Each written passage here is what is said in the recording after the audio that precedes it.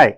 So, in previous session we have discussed about one of very important immune cell, that is neutrophil.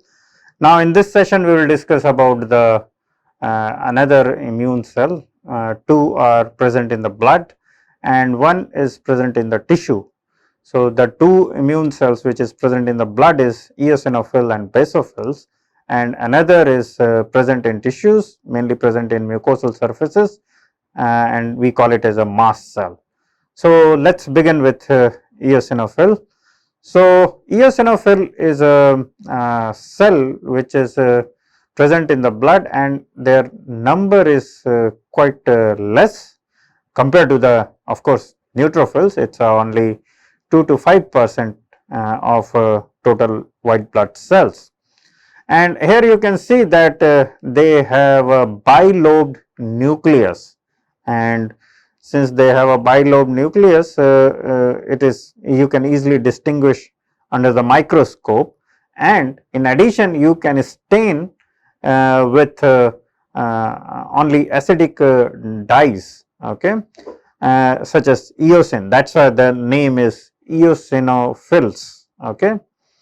So, eosinophils basically derived because it can be stained by eosin, which is a acidic dye. Okay. They are phagocytic, as I have told you in previous session, that neutrophil is a main phagocytic. Eosinophils are also having some phagocytic activity, but not they are not so much phagocytic. Okay. It is not primary function, right. They play a very important role in variety of allergy conditions and in asthma. Okay. So, that I will explain you in great detail along with mast cell, how they are playing a role in allergy and asthma, and these allergy and asthma can be life threatening in some situation. Okay. The most important role of this eosinophil is that they protect against the parasite infection, a big parasite infection. Okay.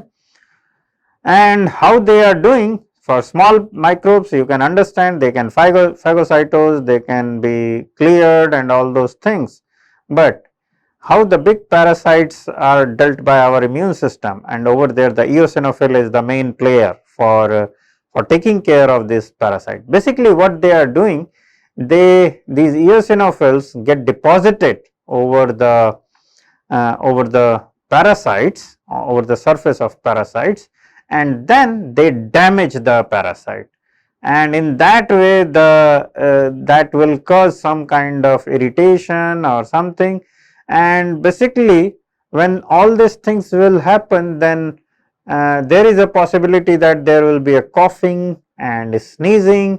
Okay. And when this coughing and sneezing will take place, at that time maybe parasites will be released from the oral cavity. This is a one of possibility, it is not the only the thing, this is a one way. Okay. And this eosinophil number is increased when there will be a allergic condition and asthma condition, in addition during the parasite infection, and there is a one technical term which we call it as a eosinophilia. Okay. There is a increase in number of eosinophils. Okay. This eosinophilia is a kind of indication of either allergy or there will be some parasite infection. So, after that doctor basically prescribe the estimation or quantification of one family of antibody known as IgE. Okay. So, after looking at all these results, the doctor can diagnose or predict, okay, the individual is having either asthma, allergy or parasite infection. Okay. Along with another clinical symptoms and another clinical parameters. Okay. Here I have a very short video, and it is a very interesting video you can take a look on this video.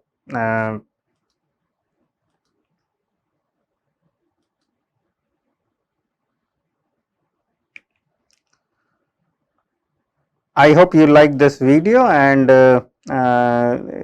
this here you can see that this basically the parasite which is a quite big parasite, over there a lot of eosinophils are attaching, and then that causes irritation of parasite, and that results to the clearance of, that may result to the clearance of parasite. Although the big parasite clearance is not so easy. And you probably know one drug which is quite commonly used by the doctor, that is known as it's a quite broad spectrum against a variety of parasites, albendazole, which is used to clear or basically this is a deworming drug, and it's a single dose. You just take it in night, and then hopefully it will be cleared from the system. Okay. So eosinophil is basically having this the cytoplasm is again granular, or you can see that it is a crystalloid in nature, and it is basically consists of a major basic protein. And what is this major basic protein? It's basically a toxin to the helminths or big parasite. Okay, helminths like a Taenia solium or Ascaris. Okay. One is a flatworm, another is a roundworm. Probably you have studied this thing in class 10th or 12th or maybe 11th, I don't know. So, what is this MBP is consist of? Basically, it consists of histamine. Okay. And this histamine basically MBP induces histamine from mast cell. This MBP basically act on mast cell, and then the histamine will be released. Some protein can, some MBP protein can activate the neutrophils and platelets. Okay. MBP can also cause the sudden constriction of smooth muscles in the wall of bronchioles. Here I told you in previous slide that there will be a sneezing and coughing. Okay, this is sneezing and coughing is basically triggered by MBP, and technically we call it as a bronchospasm. Okay, and it is also consist of eosinophil cationic protein and eosinophil derived neurotoxin. So, basically they all these components basically act on the parasite, and that cause the irritation of parasites, and all these things may result to the sneezing and coughing, and there is a possibility that the parasites will be released from the system. Okay. So, this I have discussed about the eosinophil. Now, we will take the basophils. So, basophils are also very important cells. They are absolutely non-phagocytic cells. Okay, they are the granulocytes, and their number is also quite less. Okay, they also release the histamine. We will discuss about the histamine in little more detail.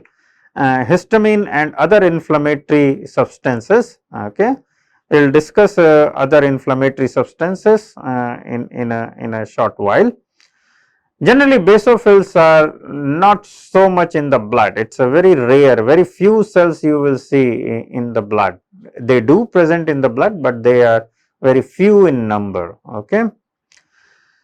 Basically contain large granules, which is basically these granules are packed with some basophilic protein. Okay. And the basophil is having one receptor which we call it as a FC epsilon R1, and this is a receptor for one of antibody known as IgE. Okay. And once this antibody binds on the surface of basophil or eosinophil, or later on you will see that this receptor is also present on the mast cell. Okay. Once it will bind, then that will release the histamine. Okay. and histamine is okay, small amount of histamine is good, but large amount of histamine is having or it induces the disease like condition, or it is causing immunopathology. Okay. So, histamine basically increases the blood vessel permeability. Histamine is also stimulating the smooth muscles activity. I will show you in a little more detail, and how we can block the histidine. So, probably you may have experience that during weather changes you are having a sneezing, coughing and dripping of water from eyes and nose. It is a clear sign of allergy, and generally many people are having this pollen allergy. So, due to pollen allergy the people is showing this symptom, and I believe that most of you may aware that there is a drug known as cetirizine. So, this cetirizine when we take, basically this is a this blocks the receptor of histidine, sorry, histamine, not histidine, and it prevents the subsequent production of histamine. So, it is a kind of, cetirizine is a molecule, cetirizine or levocetirizine, you probably heard that molecule. They basically are the competitive inhibitor of histamine. Okay. And in that way we feel relieved, but this is a very short term effect. This is not this effect is not long lasting. Okay. So, people around the world, or scientists around the world, or immunologists particularly around the world, they are looking for some more molecule, because when you continuously take this cetirizine or levocetirizine, after some time you develop a resistance. So, which is not good, and that then allergy situation will be much more worst. Okay. So, people around the world or around the globe, they are trying to find out some novel molecule which can completely cure this thing, especially in Japan. Japan has a lot of serious problem due to the pollen allergy. Many people are allergic, and they have a lot of funding for finding this thing, as from immunologist, for immunologist as well as from plant biologists. So, for plant biologists, they are creating some plants which is not giving this pollen in high quantity. Okay. So, this is about the histamine and allergy. Now, let us move to the mast cells. So, mast cells are basically, here you can see the electron micrograph of mast cell. This is a unactivated mast cell. Here you can see lot of big black dots, okay, or black area, and these black areas are nothing, they are these mast cells are packed with the granules. Okay. We will see what is this granules in subsequent slide. Okay. And mast cell basically present in a variety of this tissues, especially in mucosal epithelium. And the mucosal epithelium, when I say, then it means that digestive tract, respiratory tract, urogenital tract, skin and connective tissues. So, all over this these tissues, these mast cells are present. Okay. And this mast cell basically produce histamine, which we will discuss in more detail in subsequent slide. In fact, after finishing this slide, I will focus on the histamine. Okay. And this also produce the prostaglandin, leukotrienes. So, prostaglandin and leukotriene is basically lipid based or lipid mediator which cause the inflammation. Okay. Which cause inflammation, and it also increases the permeability of blood vessels. Okay. It plays a very important role in allergy, the mast cells. Okay. And basically mast cell and basophil, they cause type 1 hypersensitivity. Okay. And what is type 1 hypersensitivity? It is here you can see this image. here you can see that IgE is binding with the receptor of IgE, and then that causes the degranulation of mast cell or basophil, okay, and that degranulation basically cause variety of problems. Here you can see that it is a basically IgE mediated hypersensitivity, okay, and basically this causes variety of problems such as eczema. It can cause hay fever. Hay fever is nothing, it is a pollen allergy, the symptom which I have explained earlier, like watering of eye, watering in nose or respiratory tract, sneezing, coughing. So, that is a hay fever. Okay. This can also cause the food allergy or asthma. Okay. And what happens when these granules are released? So, how this granules are released, here you can see which I have explained you earlier. So, if the antigen will bind to this antibody, then this will cross link the two receptors. There will be an increase in number of receptor, or clustering of receptor will take place over the cell, and that will activate the downstream signaling, and that will result to the release of these granules. Here you can see there are several ways. There are some antigen which can trigger this thing, there are some antibody which can cross link these various IgE, and then that will increase, or that will cause the clustering of receptor, and then that will induce the activation of mast cell and release of granules. Okay. There are some chemical molecules or antibody or some ions can also enhance the degranulation of these cells. Okay. And when the degranulation happen, what will happen? Basically, they will cause variety of things, such as this will act on the smooth muscles, okay, contraction of smooth muscles. This will also act on blood vessel. This will also act on mucus gland. So, when it will act on mucus gland, the mucus gland will start making lot of mucus. That is why there is a watering from eyes or from nose and all those things. This will also act on blood vessels. They also act on sensory nerves. You feel very irritated, okay, and this can also act on eosinophils. Okay. So, basically all these things results to the various degree of complication. Okay. It depends on the amount of allergy. Okay.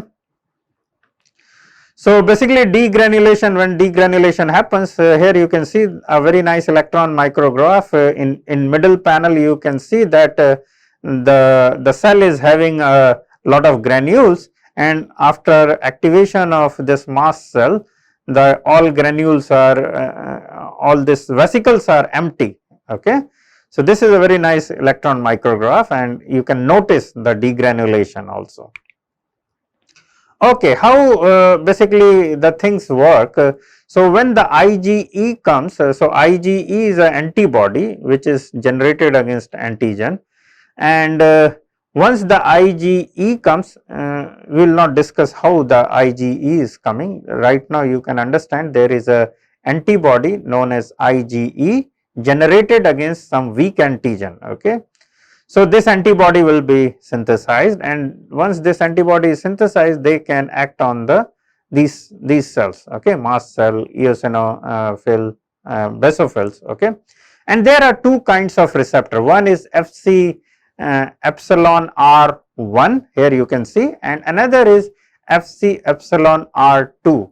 So, Fc epsilon R1 is a high affinity receptor, as you can see, and another is the low affinity receptor.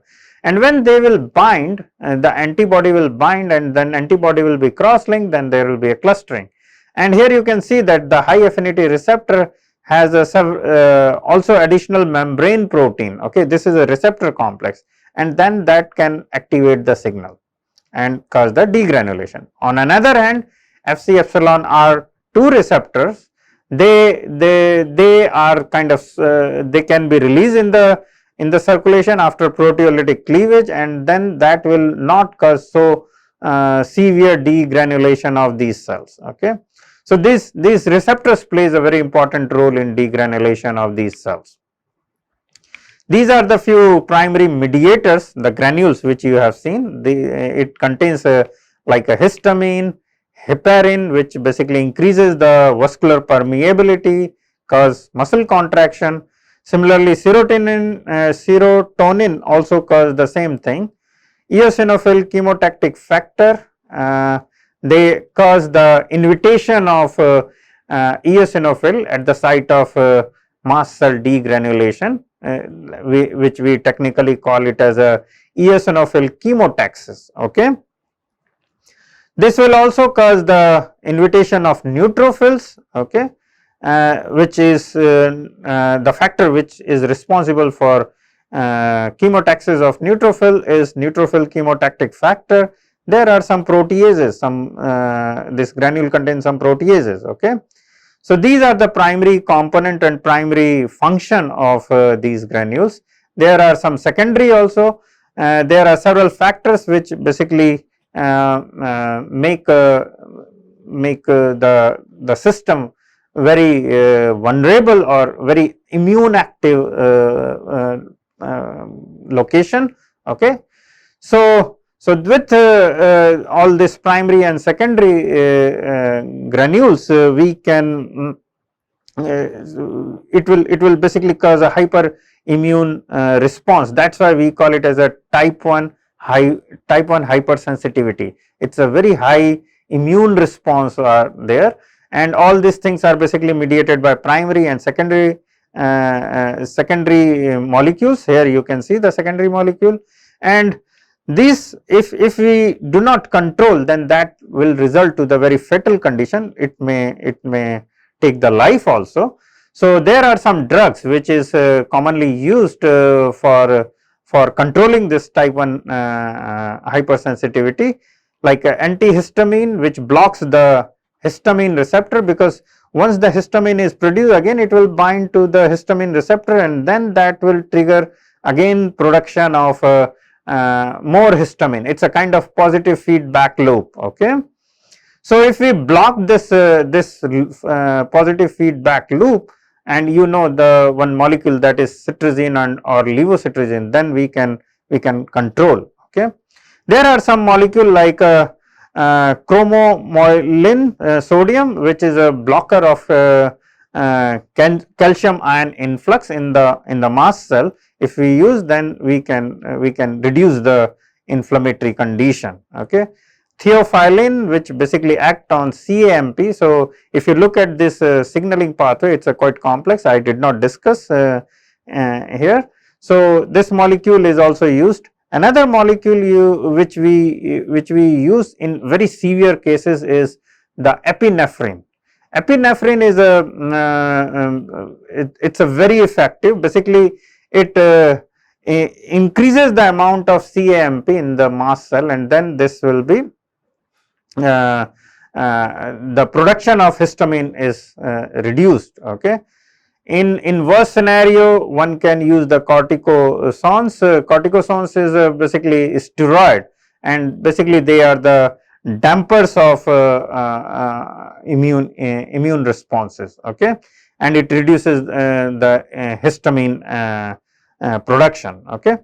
With this, I will stop here, and in next session we will take another cells such as dendritic cells, macrophages, and so on. Thank you very much.